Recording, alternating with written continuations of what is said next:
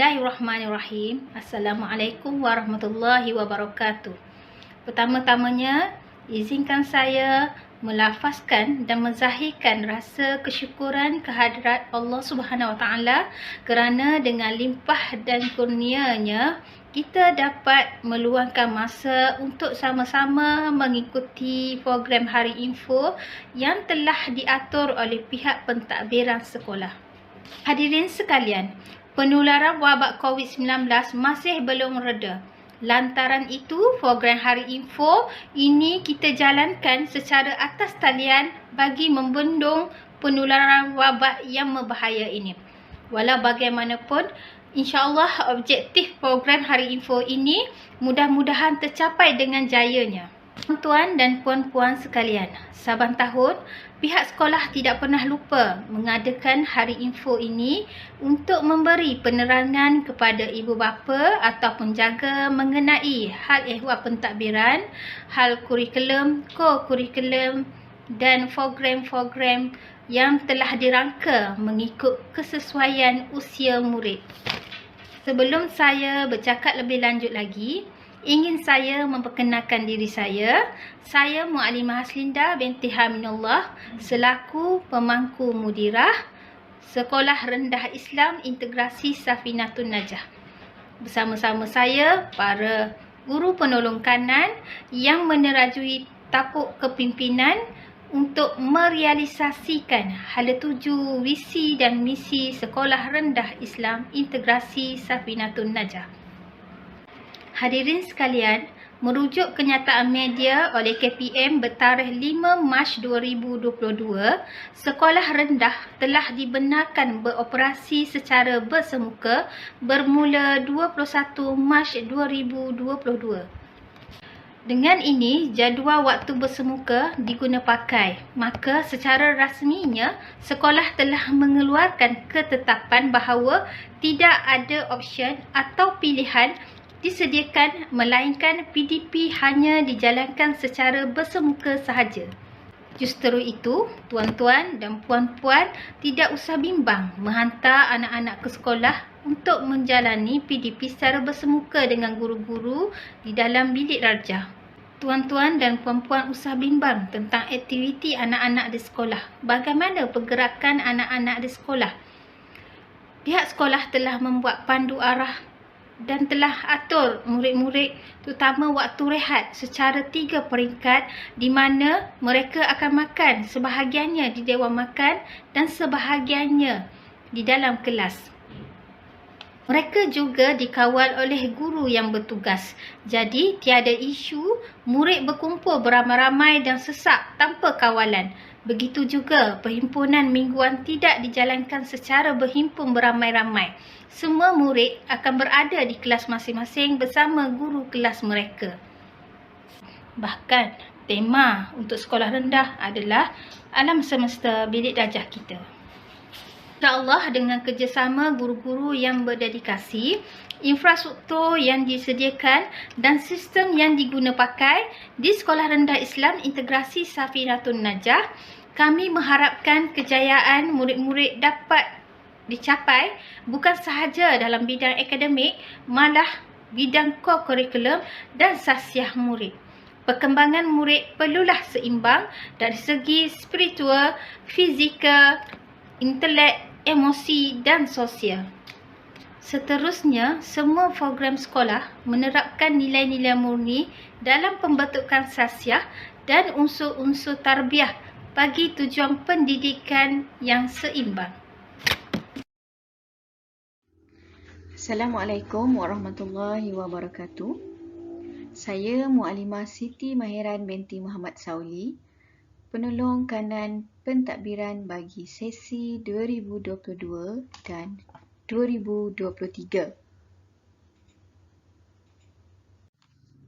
Tuan-tuan dan puan-puan, salah satu misi Safinatun Najah adalah menyediakan premis tetap dan kondusif untuk menyempurnakan perkembangan insan yang sejahtera. Jadi, dengan kemudahan-kemudahan yang disediakan di Safinatun Najah adalah untuk keperluan murid-murid selaras dengan falsafah dan kaedah murid sentrik. Setiap kemudahan yang disediakan amat menitik beratkan 3 aspek, iaitu 3K, merangkumi kebersihan, kesihatan dan keselamatan. Baiklah, definisi 3K adalah seperti berikut. Yang pertama, kebersihan. Personaliti diri warga sekolah yang cemerlang dan persekitaran yang bersih, indah lagi kondusif akan membantu proses pengajaran dan pembelajaran yang berkualiti dan berkesan termasuk sesi PDPR. Didorong dengan keyakinan bersuci adalah sebahagian daripada iman, hadis riwayat Muslim. Seterusnya, kesihatan. Kesihatan bermaksud sihat, cergas dan cerdas dari segi jasmani, emosi, rohani maupun intelek. Yang terakhir adalah keselamatan, iaitu di dalam atau di luar sekolah boleh meningkatkan keyakinan serta kekuatan dalaman diri, iaitu jati diri murid itu sendiri daripada pengaruh dan ancaman yang bersifat negatif. Kemudahan yang ada di Safinatul Najah bermula di aras bawah. Terdapat dewan makan untuk murid-murid makan. Bukan sahaja mengutamakan kebersihan, pilihan menu juga diteliti terlebih dahulu agar sesuai dengan moto halal, bersih, seimbang dan berkhasiat. Pemilihan menu amat penting untuk membantu tumbesaran. Kami juga melantik caterer yang mesti menepati syarat-syarat khas oleh Kementerian Pendidikan. Murid-murid disediakan minum pagi, makan tengah hari dan minum petang bagi murid lepasan sekolah atau dipanggil PLS. Makanan berproses tidak digalakkan. Pejabat pentadbiran ialah di mana semua guru, kaki tangan, ibu bapa dan pelawat akan melapor diri di pejabat terlebih dahulu untuk sebarang urusan.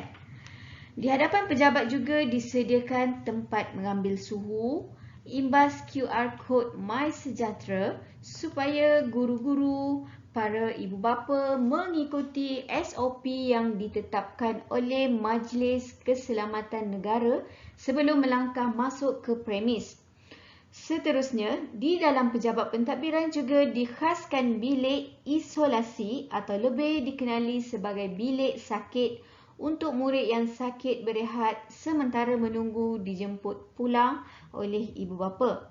Namun, kami tidak membenarkan murid masuk dengan suhu 37.5 sebagai langkah berjaga-jaga dan mengelak kejadian yang tidak diingini seiring dengan wabak penyakit yang melanda seluruh dunia. Maktabah atau kedai buku adalah tempat jualan buku, alat tulis, pakaian sekolah, keperluan-keperluan umum seperti makanan dan minuman sampingan. Akan tetapi, jualan jajan sama sekali tidak dibenarkan. Yang terakhir di aras bawah ialah Dewan Utama As-Siddiq. Dewan ini digunakan untuk semua program umum sekolah seperti majlis rasmi, solat berjemaah tahap 1, aktiviti co-kurikulum tahap 1 khasnya gimnastik dan dijadikan Dewan Peperiksaan Dalaman. Di dalam dewan yang sepenuhnya berkapet, aspek keselamatan semasa bergimnastik dijaga dengan menyediakan tilam khas.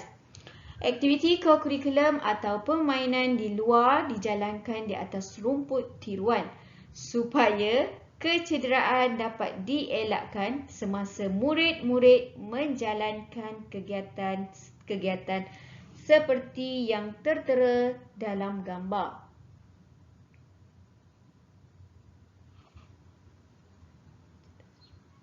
Seterusnya kita beralih ke tingkat 1 sekolah, di mana terdapat ruang dan kelas untuk sesi PDP sekolah rendah dari tahun 1 hingga tahun 6. Terdapat juga bilik guru wanita sekolah rendah, Perpustakaan Al-Ihsan, seterusnya Hub Ibn Sina untuk aktiviti berkumpulan seperti solat berjemaah, ceramah, mengaji dan hafazan. Kemudian pejabat urusan dan bilik pengarah, penyelaras kurikulum dan guru disiplin. Dan seterusnya di tahap 1 juga terdapat bilik audio untuk kegunaan guru dan murid-murid. Murid-murid sekolah menengah, bilik pemangku mudirah, ketua guru dan penolong-penolong kanan ditempatkan di tingkat 2. Berbalik kepada kebersihan, di mana kebersihan fizikal sangat diberi perhatian. Oleh itu, penyediaan kebersihan Dewan Makan juga meliputi pencegahan lelati iaitu lipas, lalat dan tikus secara berkala oleh pasukan kawalan kerosakan. Manakala tandas-tandas sentiasa kering dan dalam keadaan baik diselia petugas kebersihan. Kebersihan juga separuh daripada iman. Jadi, semua warga Safinatun Najah membudayakan kebersihan sepanjang masa, melatih murid-murid bertanggungjawab ke atas kebersihan di dalam kelas masing-masing. Kemudian, program lepas sekolah atau dikenali sebagai PLS turut disediakan selepas tamat waktu sekolah. Aktiviti berjadual disediakan seperti berehat, mengaji Al-Quran, Iqra' dan solat asar berjemaah dan minum petang. Murid dibenarkan bermain setelah selesai solat asar dan minum petang. Waktu PLS bermula pada jam 3.30 petang sehingga 6 petang sahaja. Ibu bapa dinasihatkan mengambil anak-anak paling lewat pada pukul 6 petang kerana pengawal keselamatan kami bertugas hingga 7 malam sahaja. Ibu bapa diisyaratkan menjemput secara peribadi anak masing-masing dari guru-guru yang bertugas sebagai langkah keselamatan. Murid PLS perlu dibekalkan oleh ibu bapa persalinan bagi mengelak baju sekolah kotor dan koyak. Terdapat papan tanda di pintu pagar utama, waktu dibuka dan ditutup. Sekiranya tuan-tuan dan puan-puan ada urusan dengan sekolah, semasa pintu pagar ditutup, tuan-tuan dan puan-puan bolehlah meletakkan kereta di tepi jalan luar sekolah dan berjalan kaki masuk melalui pintu pagar kecil. Pelekat kenderaan diwajibkan untuk ibu bapa dan boleh dibeli di pejabat urusan dengan harga RM5 sahaja. Seterusnya, tata cara pelawat. Ibu bapa juga perlu mematuhi tata cara pelawat dan dilarang naik ke tingkat atas tanpa kebenaran. Ibu bapa perlu berurusan di pejabat pentadbiran dahulu. Sebarang urusan dengan pengurusan dan guru-guru adalah melalui janji temu. Ibu bapa atau pelawat perlu mengisi buku pelawat dan memakai pas pelawat sepanjang berada di kawasan sekolah. Seterusnya, bagi memastikan murid-murid mematuhi SOP dan penjarakan sosial, tanda arah dan penjarakan sosial dilabel dan ditampal di semua tempat dan kawasan sekolah. Jika aliran lalu lintas sesak di hadapan bangunan sekolah, tuan-tuan dan puan-puan boleh melalui terowong ke belakang. Terdapat 2 lalu lintas belang yang disediakan di lorong laluan menuju ke jalan belakang. Ibu bapa hendaklah memperlahankan kenderaan di kawasan sekolah terutamanya pada waktu kemuncak pagi dan waktu pulang. Ibu bapa juga dilarang sama sekali untuk hentikan kenderaan di bawah terowong kerana akan menambah kesesakan lalu lintas. Penggunaan lalu lintas ini perlu diterapkan kepada semua warga sekolah dan latihan lintasan ini dibuat beberapa kali setahun untuk semua murid. Cecair pembasmi kuman juga disediakan di setiap ruang dan kelas-kelas. Murid-murid dinasihati membawa pembasmi kuman sendiri untuk kegunaan semasa berada di sekolah. Pemakaian pelitup muka diwajibkan sepanjang masa berada di sekolah kecuali waktu makan sahaja. Seterusnya, untuk keselamatan juga kami membuat aktiviti pengusian bangunan atau latihan kebakaran. Dengan kerjasama Jabatan Bomba atau Jabatan Pertahanan Awam Malaysia, murid-murid juga didedahkan cara menyelamatkan diri dan menggunakan alat pemadam api serta cara mencegah kebakaran oleh pihak bomba sendiri. Alat pemadam api juga ada di sekolah ini secukupnya mengikuti piawaian bomba.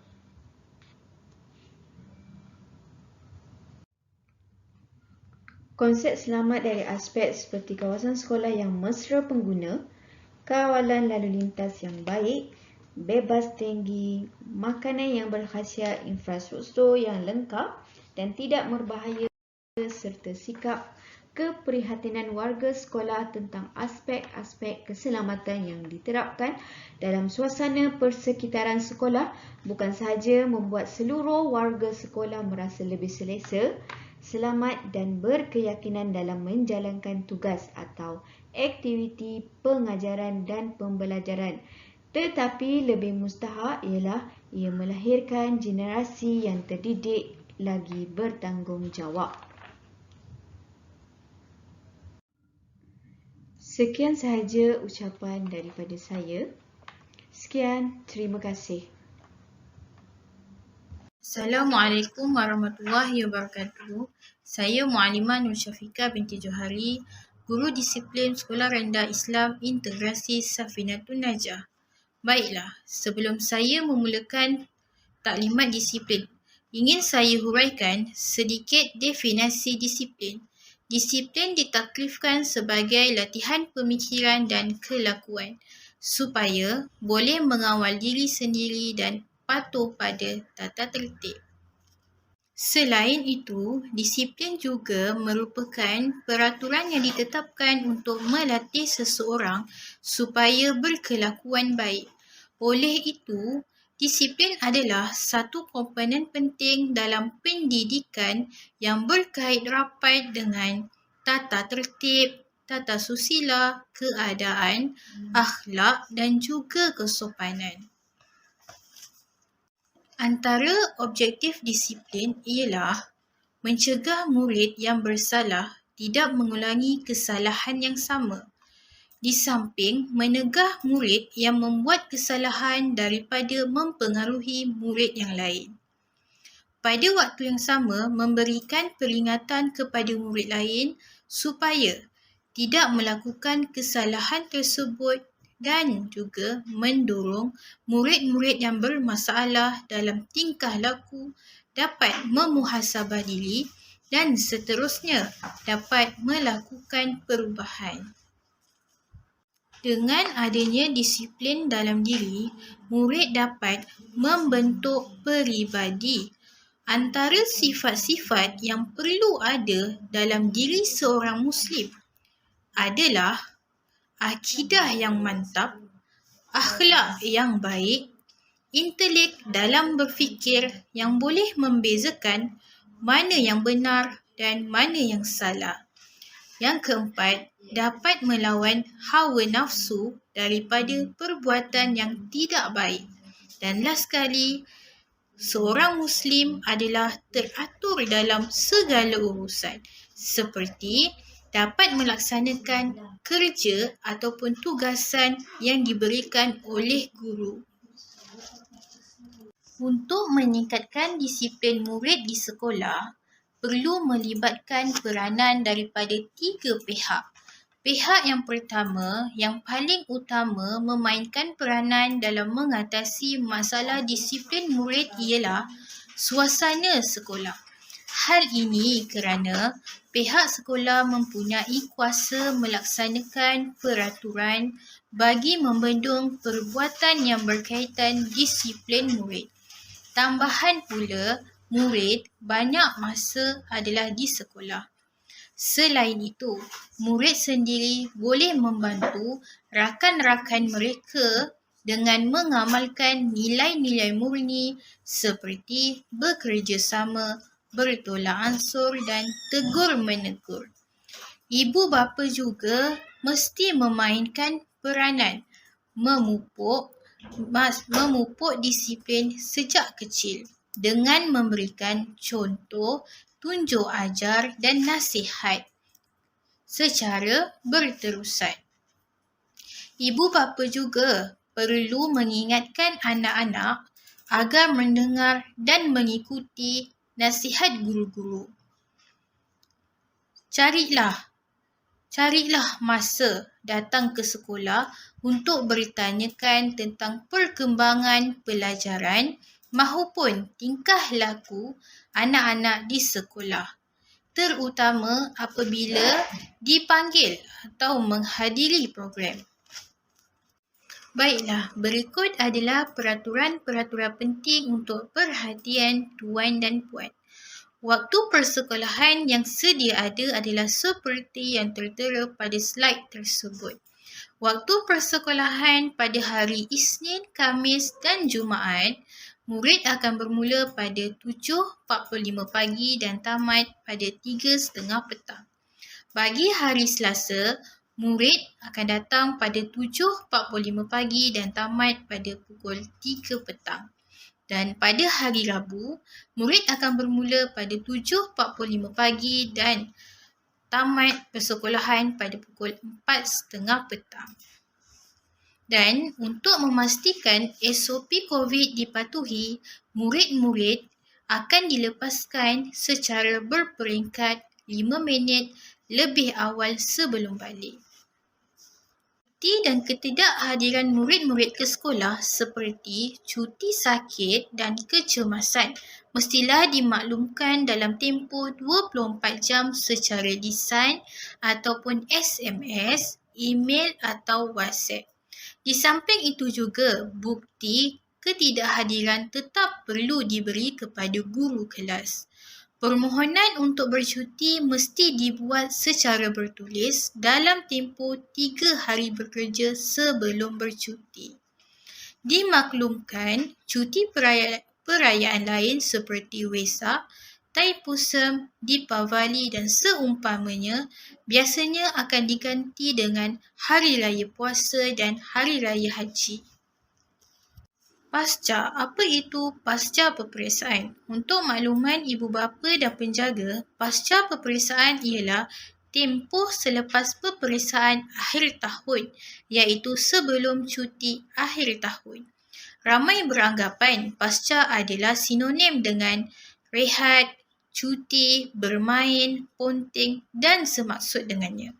Sebagai umat Islam, kita harus menanam kepentingan masa dan mengisinya dengan perkara-perkara yang bermanfaat, amal soleh dan perkara-perkara yang mengingatkan kepada nilai-nilai berkaitan kebenaran, seperti dalam anjuran surah Al-As.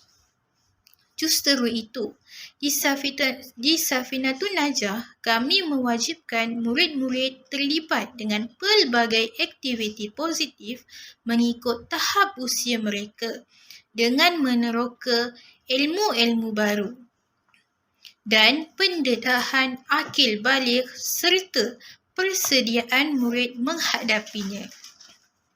Guru-guru mengambil daya usaha merencana acara-acara segar, menyeronokkan untuk memupuk daya intelek, rohani, sosial jasmani serta emosi murid-murid sepanjang tempoh pasca. Masa sentiasa dipenuhi dengan tidak sekali-kali dibazirkan dengan perbuatan sia-sia dengan harapan melahirkan generasi berkualiti. Kami percaya tuan-tuan dan puan-puan tentu bersetuju dengan pembudayaan mencari ilmu, pengetahuan melewati peperiksaan dan penilaian. Jadi dengan ini, janganlah kedengaran lagi suara-suara menyatakan pergi sekolah pun tak buat apa-apa. Tak payah pergi atau tak payah join program pun tak apa. Baiklah, berikut adalah program kesihatan murid bagi murid sekolah rendah. Pemeriksaan kesihatan dan imunisasi diadakan bagi murid tahun 1 dan juga tahun 6. Tuan-tuan dan puan-puan boleh melihat slide tersebut.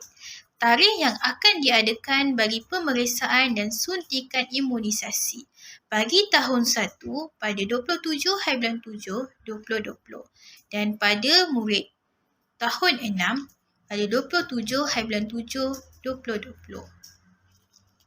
Barang-barang larangan yang dilarang dibawa ke sekolah antaranya yang pertama, semua jenis peranti seperti telefon pintar, jam pintar, komputer riba dan seumpamanya untuk mengawal penyalahgunaan peranti di sekolah.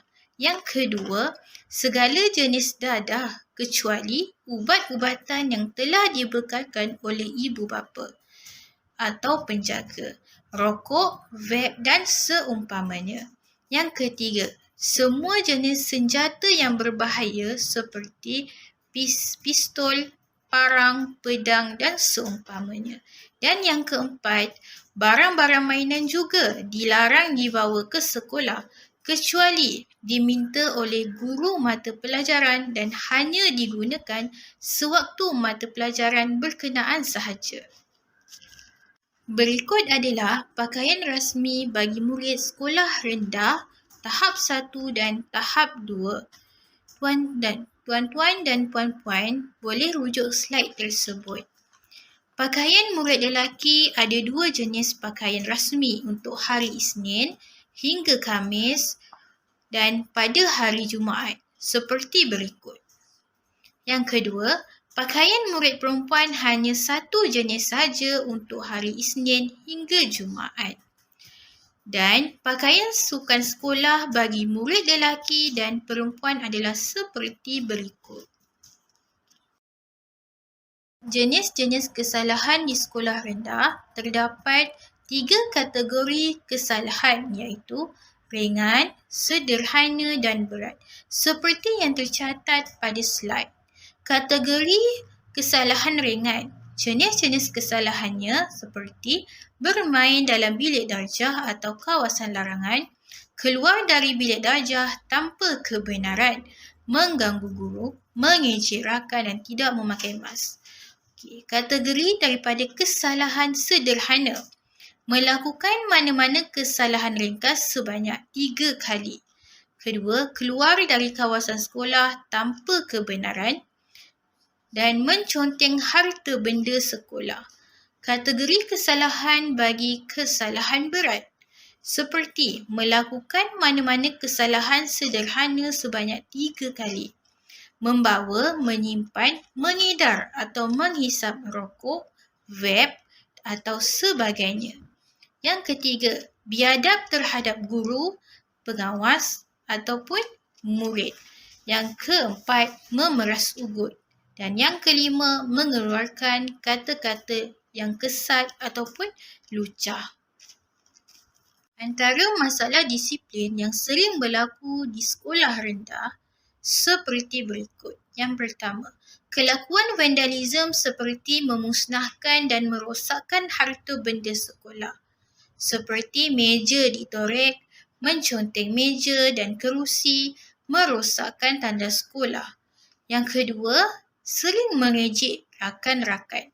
Yang ketiga, mengeluarkan kata-kata yang kesat ataupun tidak baik.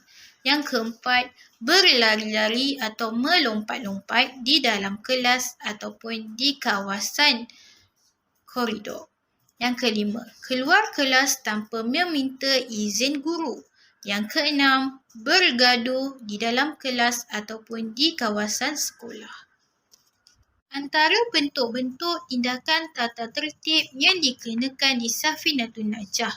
Antaranya, yang pertama, zikir 100 kali selepas mengulangi kesalahan yang sama banyak 3 kali berturut-turut. Yang kedua, menghafaz sepotong ayat Al-Quran dengan maksudnya sekali. Yang ketiga, menghafaz peribahasa. Yang keempat, menghafaz satu hadis. Yang kelima, membaca satu cerita. Dan yang last sekali, menulis karangan pendek. Hukuman disiplin ini diwujudkan bukanlah untuk menakut-nakutkan murid. Bahkan, hukuman yang diberi adalah bentuk mendidik murid. Akan tetapi, pihak sekolah mahu hukuman yang dikenakan bukan sahaja dapat mendidik murid untuk memperbaiki diri, bahkan mendatangkan manfaat ke atas diri murid-murid itu sendiri. Prinsip kita, hukuman perlu ada, tapi biarlah bersifat mendidik. Sekian, terima kasih.